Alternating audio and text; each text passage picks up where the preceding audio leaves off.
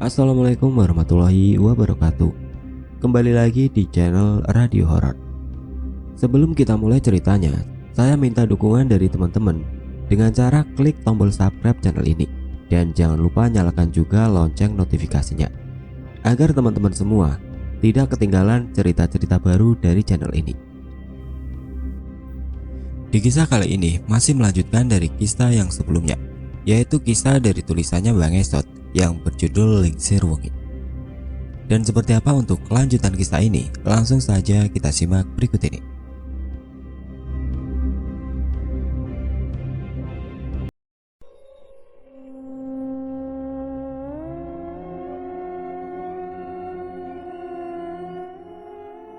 Sebenarnya, tidak semua orang di desa Balangandang patuh pada Ki Pamantara.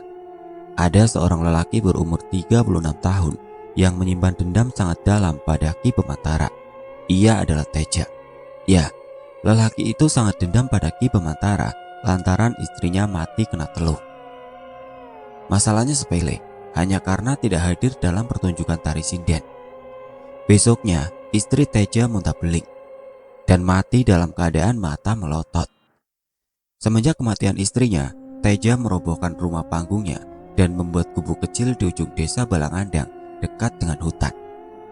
Di gubuknya itulah diam-diam ia mempelajari ilmu hitam untuk membalas dendam. Tapi rupanya ilmu-ilmu yang ia pelajari rupanya tidak mempan pada Ki Pamantara. Lelaki itu terlalu sakti. Walau memendam dendam, Teja tetap menghadiri pertunjukan tari sinden setiap minggunya. Ia harus bertahan hidup agar bisa membunuh Ki Pamantara. Tengah malam, Teja belum tidur. Ia duduk di tepi ranjang bambu. Tidak ada kasur di atas ranjang itu. Hanya ada tikar yang terbuat dari daun pandan. Gubuknya hanya satu ruangan berlantaikan tanah dengan atap ijuk dan dinding bilik. Lampu canting digantungkan pada dinding, mengeluarkan asap halus yang menghasilkan aroma minyak tanah. Teja mengusap rambutnya yang hitam berselang putih karena sudah tumbuh uban. Setiap malam, ia mengoleskan minyak jelantah ke rambutnya. Hal itu dipercaya dapat menyehatkan kulit kepala dan rambut. Sedangkan di luar, hujan turun dengan begitu deras. Lolong anjing dari kejauhan terdengar sayup. Mungkin mereka kedinginan. Di saat itu pula, Teja mendengar langkah seseorang melintasi rumahnya. Buru-buru ia mengintip dari celah dinding bilik. Ternyata, orang yang melintas itu adalah Ki Pamantara. Kedua mata Teja mengintai dengan seksama. Ia melihat Ki Pamantara membawa Petromax masuk ke hutan. Sontak, Teja meraih topi berbentuk bundar yang terbuat dari anyaman daun kelapa. Ia membuntuti Ki Pamantara dengan hati-hati. Sesekali, ia bersembunyi di balik pohon. Ia juga mencoba untuk tidak terlalu jauh dari Ki Pamantara agar tidak kehilangan cahaya Petromax. Teja terus mengikuti lelaki itu masuk ke dalam hutan, melewati akar-akar pohon yang besar, semak-semak yang rimbun dan basah, hingga akhirnya Ki Pamantara berhenti di sebuah makam. Batu nisan makam itu dibungkus dengan kain kafan yang sudah kumal. Di sana, Ki Pamantara duduk sila. Ia mengeluarkan sesuatu dari dalam saku bajunya. Itu kembang 7 rupa. Kemudian menaburkan kembang itu di atas tanah kuburan. Teja terheran-heran, kenapa di tengah hutan seperti ini ada kuburan? Ia bersembunyi di balik batu besar sambil mengintip aktivitas Ki Pamantara. Anehnya, saat mata Teja mengedip, tiba-tiba saja Ki Pamantara menghilang. Ia terkejut, menyorotkan pandangannya ke segala arah untuk mencari keberadaan Ki Pamantara. Tapi tetap hilang, tetap tidak ada. Hanya ada Petromax yang terbungkus plastik di samping kuburan itu. Dan saat Teja memalingkan badannya untuk pergi, ia mendapati Ki Pamantara berdiri di hadapannya sambil tersenyum mengerikan. "Ampun Ki!" Teja terduduk ketakutan. Teja langsung lari ketakutan, sedangkan Ki Pamantara membiarkannya pergi. Dan setelah kejadian itu, Teja langsung terkena santet. Tubuhnya menggigil, muncul bintik-bintik kecil tumbuh di perutnya. Ia menyesal membuntuti Ki Pamantara tempo hari. Teja merasa ajalnya semakin dekat. Ia meringis menahan panas di permukaan perutnya. Sementara nanah terus menetes dari bintikan kecil di perut. Di tengah malam, Teja tidak bisa tidur. Bintik di perutnya menjadi lubang-lubang besar menganga, mengeluarkan bau busuk. Ia gelisah di atas ranjang bambunya, seakan ajal sebentar lagi menjemput. Atau mungkin Ki Bamantara sengaja membuat Teja tersiksa dulu sebelum menghabisinya. Tenggorokan Teja terasa sangat kering. Ia kehausan. Perlahan bangkit dari tidurnya, meraih sebuah gelas dan menuangkan air. Saat ia meneguk air itu, perutnya tambah sakit saja. Sontak ia banting gelas itu, lalu berhambur keluar dari gubuk. Teja tersungkur di halaman gubuknya. Terlintas dalam pikirannya untuk pergi ke sebuah gua di pantai dekat desa Balangandang. Menurut mitos, gua itu dulunya menjadi tempat bertapa orang-orang zaman dulu. Gua itu juga dipercaya untuk mendapatkan ilmu Waringin Sungsang, ilmu hitam yang terkenal sangat kuat. Tertati-tati Teja berjalan menuju gua. Suara debur ombak terdengar sangat jelas. Malam terang oleh cahaya bulan. Sesekali ia meringis menahan rasa sakit di perutnya. Teja tidak mengenakan baju, hanya mengenakan celana panjang berwarna hitam. Tubuhnya sudah tidak bisa merasakan dinginnya angin malam. Sesampainya di dalam gua yang gelap gulita, ia duduk sila di atas sebuah batu. Dan dari arah belakang Teja muncul sosok Kuyang dengan usus yang terburai. Rambutnya gondrong, matanya merah menyala. Kuyang itu terbang mendekatinya, lalu menjilati perut Teja. Seketika luka di perutnya sembuh. Melihat kejadian itu, Teja langsung berlutut di hadapan Kuyang.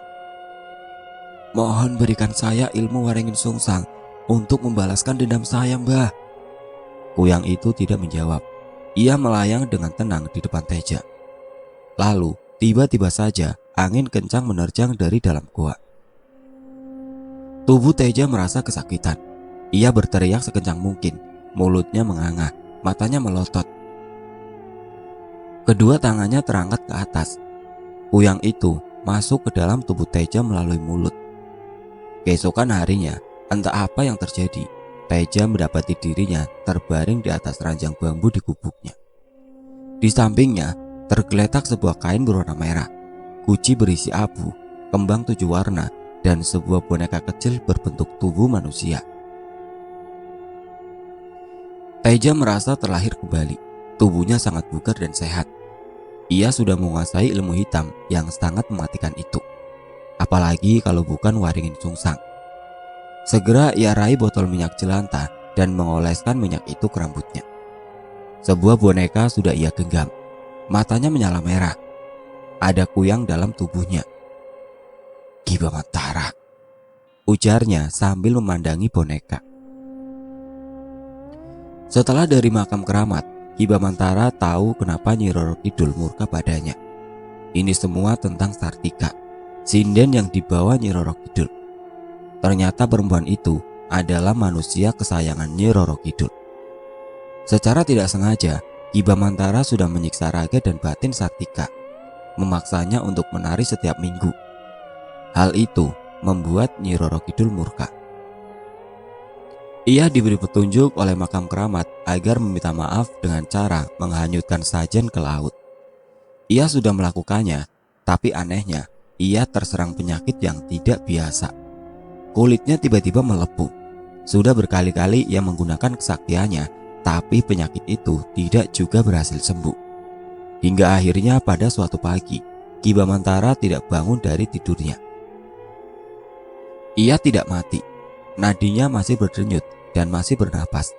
Tapi entah apa yang terjadi pada Ki Bamantara sehingga ia tidak bisa bangun dari tidurnya. Di suatu malam, Ngartasi tidak henti menangisi suaminya yang terbaring di atas ranjang. Tidak ada satupun warga yang sudi membantunya. Mereka malah senang kalau Ki Bamantara terkena musibah. Ngartasi tidak tahu harus berbuat apa. Beberapa kali ia mengguncangkan tubuh suaminya, tapi tidak sedikit pun muncul tanda-tanda kalau Ki Bamantara akan bangun. "Aku harus bagaimana, Ki?" Suara Ngartasi parau. Matanya sembab karena menangis berhari-hari. Lampu canting digantungkan pada dinding. Suara detik jam dinding terdengar begitu jelas. Juga suara jangkrik ramai beradu dengan suara katak di semak-semak. Di saat itu pula, ia mendengar seseorang sedang mengunyah sesuatu di dalam rumahnya. Ngartasi terkejut bukan kepalang. Buru-buru ia mengusap air matanya, lalu melangkah perlahan mendekati pintu. Dari balik pintu itu, dengan hati-hati ia mengintip. Betapa terkejutnya saat melihat seorang lelaki sedang berdiri membelakanginya, menghadap ke dinding di sudut ruangan. Lelaki itu berbaju hitam lengan pendek, leher dan lengannya pucat seperti orang mati. Bau busuk seketika menguar ke seluruh ruangan.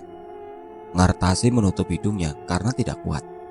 Ia memalingkan badan dan melihat Ki Bamantara memandanginya dengan tatapan kosong. "Ki, Ngartasi, lari!" suruh Ki Bamantara ke istrinya. Matanya masih menatap dengan tatapan kosong.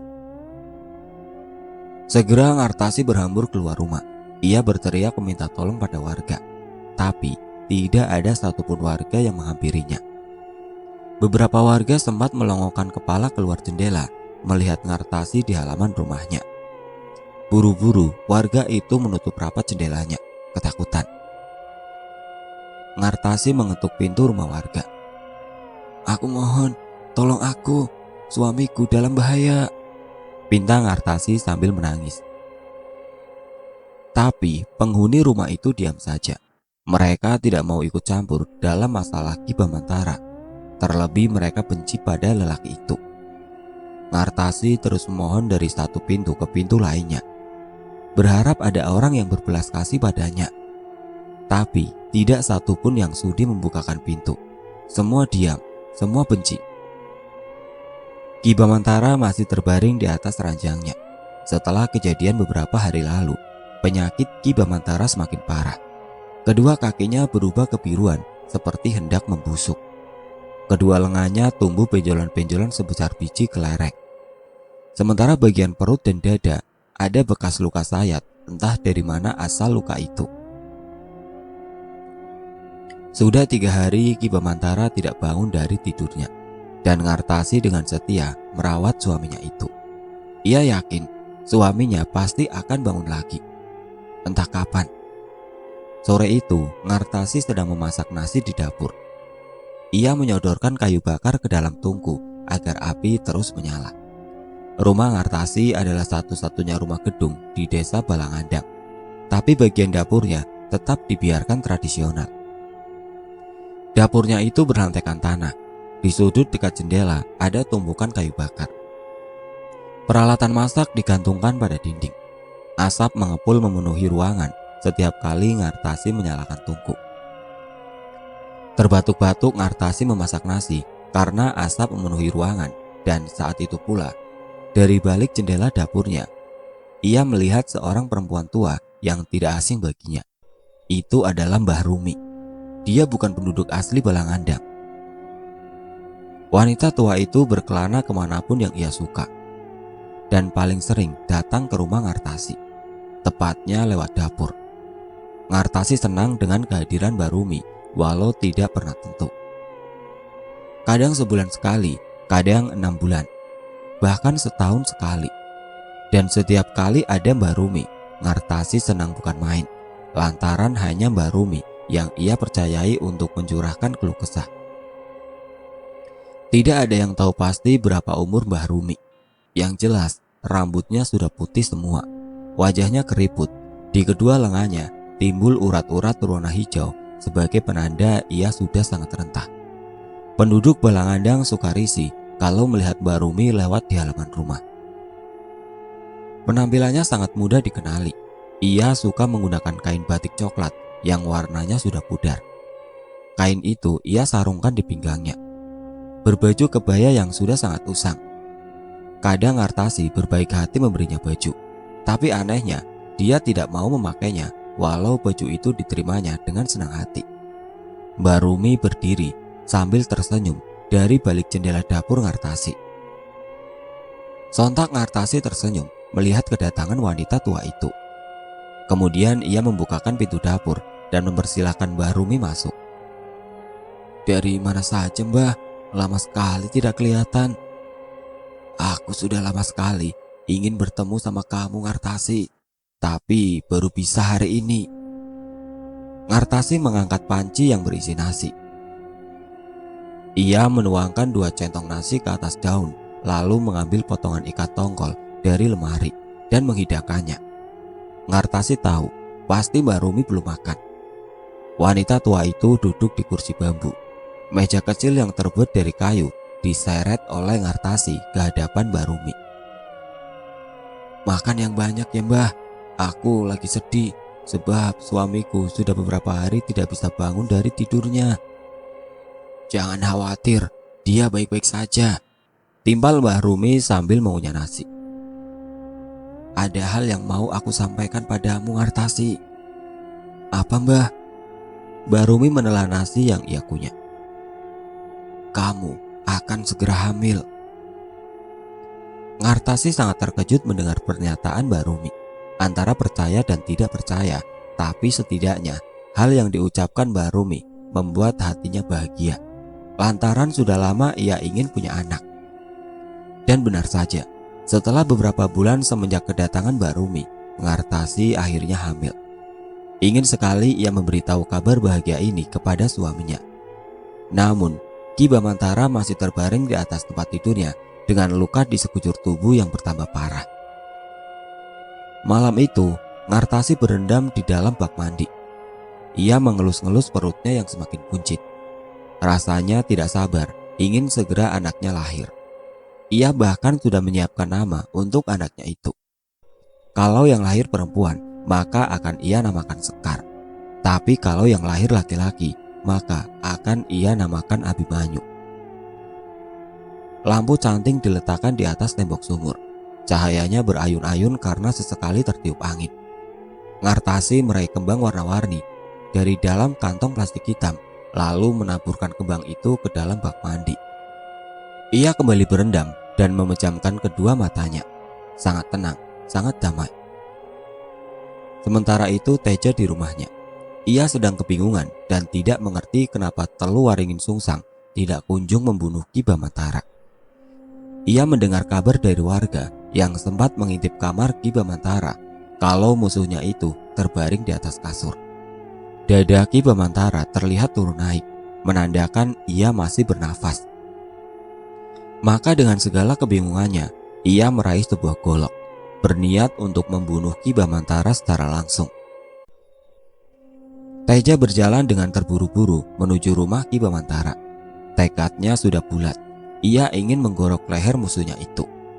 Sesaat sebelum ia tiba di rumah Ki Bamantara, Ngartasi melihatnya dari balik jendela. Buru-buru ia mengunci rapat-rapat pintunya, menutup tirai jendela, dan mematikan lampu canting di ruang tamu. Buka pintu, Ngartasi. Teja menggedor-gedor pintu.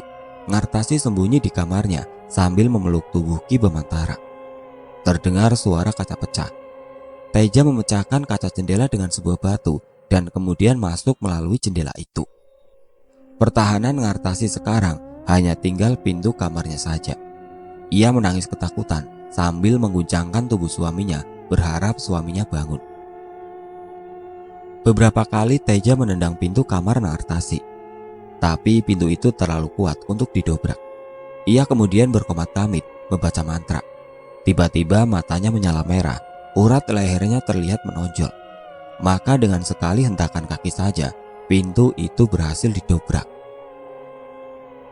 Di dalam kamar, Teja melihat Ki Bamantara sedang terbujur di atas tempat tidurnya. Lalu, tanpa ambil ancang-ancang lagi, ia langsung menebaskan golok ke leher Ki Bamantara. Tapi, golok itu tidak sanggup melukai kulit musuhnya itu. Tubuh Teja bahkan terpental begitu saja, seperti ada angin topan yang menyeretnya. Lalu saat itu juga, kedua mata Ki Bamantara terbuka. Teja terpental ke dinding, tubuhnya seketika lemas. Ia ketakutan melihat Ki Bamantara berdiri di hadapannya. Lengan Ki Bamantara terangkat, kemudian menjentikan jari telunjuknya ke kepala Teja. Seketika sosok Kuyang keluar dari dalam mulut Teja. Kuyang itu terlihat melotot kesakitan, lalu hancur berkeping-keping. Terkulai tidak berdaya tubuh Teja di lantai. Ki Bamantara memikul tubuh lelaki itu yang kurus kerempeng. Ia berjalan keluar rumah tanpa mengucapkan apapun pada istrinya. Ki Bamantara menuju ke arah pantai sambil memikul tubuh Teja. Warga desa Balangandang hanya bisa mengintip dari celah bilik rumahnya sambil ketakutan. Sesampainya di bibir pantai, Ki Bamantara meletakkan tubuh Teja yang terbujur tidak sadarkan diri di atas pasir. Ombak berdebur sesekali membasahi kepala Teja. Ki Bamantara duduk sila di samping Teja. Bibirnya bergetar membaca mantra dalam bahasa Jawa. Dan dari kejauhan, di antara riak-riak ombak, muncullah sebuah keraton dari dasar lautan. Keraton itu berwarna hijau, lengkap dengan para permaisuri berpakaian kebaya hijau. Rambut mereka dikonde dengan rapi. Wajahnya cantik berseri, tubuhnya gemulai indah. Di tengah-tengah para permaisuri, ada seorang ratu di atas singgasana dengan mahkota emas di kepalanya. Ia mengenakan kain batik yang sangat bagus disarungkan pada pinggangnya yang gemulai. Juga mengenakan kebaya hijau dan selendang hijau yang menjulur menyentuh lantai. Dia Nyi Roro Kidul, ratu dari segala jin, penguasa laut selatan. Tanpa Teja ketahui, ternyata sakitnya Ki Bamantara selama ini bukan karena teluk kiriman Teja, tapi karena kemarahan Nyi Roro Kidul. Ya, Nyi Roro Kidul belum memaafkan perlakuan Ki Bamantara terhadap Sartika. Untuk itu, ia terserang penyakit aneh yang membuat Ki Bamantara tidak bisa bangun dari tidurnya selama berbulan-bulan. Teluk kiriman Teja sama sekali tidak mempan terhadap Ki Bamantara sekalipun menggunakan waringin sungsang. Ki Bamantara terlalu sakti untuk ditelu oleh siapapun. Tapi kesaktian Nyi Roro Kidul tidak ada tandingannya. Tidak sanggup Ki Bamantara melawan Nyi Roro Kidul. Selama tidur itulah ruh Ki Bamantara dibawa kabur oleh jin utusan Nyi Roro Kidul. Ia dibawa ke keraton untuk menjadi seorang hamba melayani Nyi Roro Kidul selama berbulan-bulan. Ia dijadikan tukang kipas keraton yang sepanjang hari dan malam hanya berdiri mengipas-ngipasi Nyi Roro Kidul yang duduk di singgasana. Setelah menjadi hamba, Ki Bamantara memohon agar bisa dikembalikan ke raganya. Nyi Roro Kidul menyanggupinya asal ia memberikan seorang pengganti. Maka Tejalah satu-satunya orang yang tepat untuk ditumbalkan, karena lelaki itu akhir-akhir ini lancang sekali mengusik keluarga Ki Bamantara. Teja terbangun. Ia mendapati dirinya di bibir pantai dan terkejut melihat kemegahan sebuah keraton di tengah lautan. Dari kejauhan, ia memperhatikan dua orang lelaki berbadan kekar, tapi berkepala kuda mendekat ke arahnya. Hanya sekejap mata dua lelaki itu sudah ada di hadapan Teja. Mereka menarik paksa lengan Teja dan menyeret lelaki itu ke keraton Nyi Roro Kidul. Sementara itu, Ki Bamantara berlutut sambil tertunduk di bibir pantai. Kedua telapak tangannya dirapatkan di atas kepala. "Matur nyuwun Kanjeng Gusti," ucap Ki Bamantara sambil terus tertunduk. 1 minggu setelah Teja ditumbalkan pada Nyi Roro Kidul, Ngartasi bermimpi didatangi Sartika, manusia kesayangan Nyi Roro Kidul. Dalam mimpi itu, Sartika mengatakan kalau Nyi Roro Kidul menginginkan anak dalam kandungan Ngartasi. Oleh sebab itu, di pagi hari, Ngartasi menangis terseduh-seduh di depan tungku perapian. Tidak tega hatinya menumbalkan anak yang selama ini ia nanti-nantikan kehadirannya. Ki Bamantara mendekatinya. Ia belum tahu perihal mimpi Ngartasi. "Ada apa Ngartasi?" "Anak kita Ki, anak kita mau diambil Nyi Roro Kidul." Mendengar pernyataan istrinya, sontak saja Ki Bamantara terkejut bukan main. Keningnya berkerut. Ia mondar-mandir tidak karuan di dapur, bingung apa yang harus dilakukan. Mimpi istrinya benar-benar seperti balok yang menghantam kaca.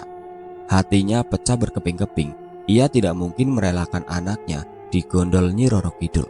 Itu hal paling konyol yang pernah ia bayangkan. Setelah bertahun-tahun, hidupnya dihabiskan untuk menantikan seorang anak. Tapi setelah akhirnya Ngartasi hamil, malah akan diambil Nyi Roro Kidul. Ki Bamantara lantas pergi ke pantai. Dibakarnya kemenyan sambil komat-kamit memanggil Nyi Roro Kidul. Yang datang malah Sartika. Perempuan itu berjalan dengan anggun di atas air. Nyi Roro Kidul mau anakmu, atau kau harus menukarnya dengan 50 anak-anak kecil yang akan dijadikan penghibur keraton, kata Sartika dengan nada dingin. Baik, akan aku usahakan. Tanamkan ini di halaman belakang rumah tumbalmu, lanjut Sartika sambil menyodorkan sekantung biji kotoran kambing. Maka malam itu juga Ki Bamantara menanamkan butir demi butir biji kotoran kambing itu di rumah-rumah warga. Ia benar-benar tidak peduli apapun yang terjadi, asalkan anaknya selamat. Setiap rumah yang penghuninya punya anak kecil, pasti ia tanamkan sebiji kotoran kambing di halaman belakangnya. Tidak ada yang mengetahui aksi Ki Bamantara ini karena warga Balangandang tertidur pulas malam itu. Keesokan paginya, anak-anak mereka hilang secara misterius. Ini adalah kehilangan terbesar sepanjang sejarah Balangandang. 50 anak dalam semalam raib digondol pasukan Nyi Roro Kidul. Warga kebingungan dan mengamuk. Siapa lagi di Balangandang yang patut mereka curigai selain Ki Bamantara? Setelah hilangnya Teja, mereka benar-benar yakin kalau anak-anak mereka juga hilang gara-gara Ki Bamantara. Kita perang sajalah, aku sudah tidak sanggup hidup seperti ini, ujar salah satu warga memprovokasi. Betul, sorak puluhan warga yang sudah siap membawa parang, bambu, panah, pisau, balok, dan benda lainnya yang bisa menghabisi Ki Bamantara. Aku tidak takut mati, tidak takut kena teluh demi anakku. Aku harus memenggal kepala Ki Bamantara, timpal warga lainnya. Iya, betul. Kita siksa si Bamantara terkutuk itu.